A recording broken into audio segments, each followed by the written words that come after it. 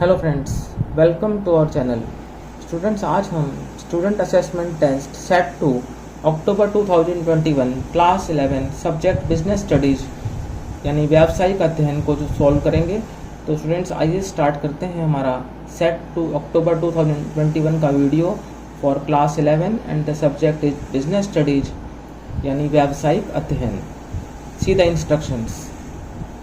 First, all questions are compulsory, सभी प्रश्न अनिवार्य हैं। Second, question number 1 to 9 carry 1 mark each, question number 10 to 12 carry 2 marks each, question number 13 carries 5 marks. Now see directions for question 1 to 5। सही उत्तर का चयन करके लिखो। Select and right the correct answer. प्रश्न 1, सरकारी कंपनी वह कंपनी है जिसकी कम से कम %% चुकता अंश पूंजी सरकार के पास होती है। Public company is that company in which minimum dash share is with government. आपसे परसेंटेज पूछा गया है शेयर का, तो A 49%, B 51%, C 50% and D 25%। तो public company is that company in which minimum 51% share is with government. तो आपका answer है ऑप्शन बी 51%। सरकारी कंपनी वह कंपनी है जिसकी कम से कम 51% चुकता अंश पूंजी सरकार के पास होती है। नाउ क्वेश्चन 2, निम्न में से क्या इलेक्ट्रॉनिक बैंकिंग के अंतर्गत नहीं आता है। आपको पूछा गया है आपसे कि निम्न में से क्या इलेक्ट्रॉनिक बैंकिंग के अंतर्गत नहीं आता। विच of the following is not covered under electronic banking. A, electronic fund स्थानांतरण, इलेक्ट्रॉनिक फंड ट्रांसफर, बी, स्वचालित trailer machine, automatic teller machine कहते हैं इसको, ये ऑटोमेटिक टेलर मशीन है न कि trailer machine. C, debit card oblique debit card, D, अधिविकर्ष यानी ओवरड्राफ्ट। तो स्टूडेंट्स, आपसे पूछा गया है which of the following is not covered under electronic banking. तो electronic fund transfer, automatic teller machine, debit card, ये तीनों इलेक्ट्रॉनिक बैंकिंग के अंतर्गत कवर्ड होते हैं, लेकिन ओवरड्राफ्ट आपका कवर्ड नहीं होता, जिसे कहते हैं हिंदी में अधिविकर्ष। तो आपका ऑप्शन डी यहाँ पर जो है वो आंसर हो जाएगा। अधिविकर्ष, ओवरड्राफ्ट जो है वो इलेक्ट्रॉनिक बैंकिंग के अंतर्गत नहीं आता। नाउ क्वेश्चन 3, बीमाकर्ता द्वारा अपनी सेवाएं प्रदान करने के बदले जो शुल्क लिया जाता है उसे डैश कहते हैं। The fees charged by the insurer on account of providing services is called dash. A, लाभ यानी प्रॉफिट, बी, लाभांश यानी डिविडेंड, सी, प्रीमियम और डी, किस्त यानी instalment. The fees charged by the insurer on account of providing services is called premium. बीमाकर्ता द्वारा अपनी सेवाएं प्रदान करने के बदले जो शुल्क लिया जाता है उसे प्रीमियम कहते हैं। ऑप्शन सी राइट है। नाउ आपका क्वेश्चन नंबर 4, फैक्टरिंग सुविधा। फैक्टरिंग सुविधा डैश तरह की सेवा है, यानी फैक्टरिंग सुविधा किस तरह की सेवा है।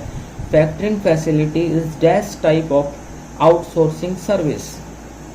ए, विज्ञापन संबंधी सेवाएं ऑब्लिक एडवर्टाइजिंग सर्विसेज, बी, वित्तीय सेवाएं यानी फाइनेंशियल सर्विसेज, सी, कोरियर सेवाएं यानी कोरियर सर्विसेज, डी, ग्राहक सहायता सेवाएं कस्टमर सपोर्ट सर्विसेज।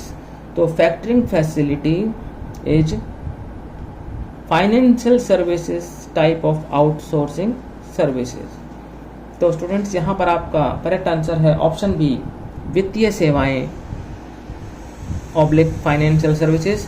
फैक्टरिंग सुविधा वित्तीय सेवाएं तरह की बाह्य सेवा है, तो option B right. Now question number 5, पर्यावरण संरक्षण का अर्थ है कि पर्यावरण को निम्न से मुक्त करना। Environment protection means make the government free from A, वायु प्रदूषण से, एयर पॉल्यूशन, जल प्रदूषण से, वाटर पॉल्यूशन, शोर प्रदूषण से, नॉइज पॉल्यूशन, डी, सभी से, ऑल ऑफ द अबव। तो स्टूडेंट्स पर्यावरण संरक्षण का अर्थ है कि पर्यावरण को निम्न से मुक्त करना। Environment protection means make the environment free from. तो स्टूडेंट्स एनवायरनमेंट प्रोटेक्शन जब होगा जब एनवायरनमेंट को एयर पोल्यूशन, वाटर पोल्यूशन और नॉइज पोल्यूशन तीनों से जो है फ्री किया जाए। तो इसलिए हमारा आंसर हो जाता है ऑप्शन डी, सभी से, all of the above. Now question 6 to 9, इन प्रश्नों के उत्तर 1-2 शब्द में लिखो। Right answer in 1 to 2 words. प्रश्न 6, सरकारी स्कूल एक सरकारी उपक्रम है। Government school is a public enterprise. ये आपका सत्य है या असत्य है? तो स्टूडेंट्स ये आपका फॉल्स है। नेक्स्ट क्वेश्चन 7, जमा स्वीकार करना बैंकों का गौण कार्य है। Accepting deposits is a secondary function of banks. ये भी स्टूडेंट्स आपका जो है फॉल्स है यानी असत्य है। नाउ क्वेश्चन 8, डैश निवेशकों के लिए प्रति व्यवसाय के उत्तरदायित्व हैं। Dash is responsibility of business towards investors.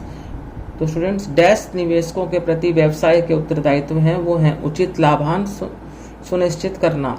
तो उचित लाभांश सुनिश्चित करना निवेशकों के प्रति व्यवसाय के उत्तरदायित्व हैं।